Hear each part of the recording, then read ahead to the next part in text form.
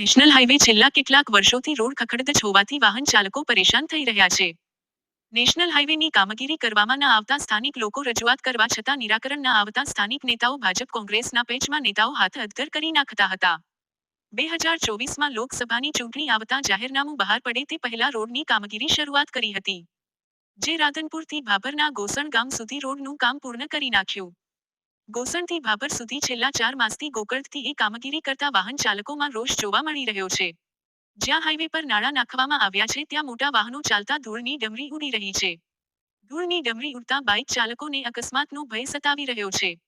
વાહન માલિક નવી ગાડી લે ત્યારે રોડ ટેક્સ આપે છે. વધુમાં ટોલ ટેક્સ ભરતા હોય છે. ટેક્સના નામે સરકાર કરોડો રૂપિયા ઉઘરાવી લે છે. રોડ પર ખાડા રાજથી વાહન ચાલકોને ભારે મુશ્કેલીનો સામનો કરવો પડે છે. સત્વરે રોડની કામગીરી પૂર્ણ થાય તેવી માંગ ઉઠી છે.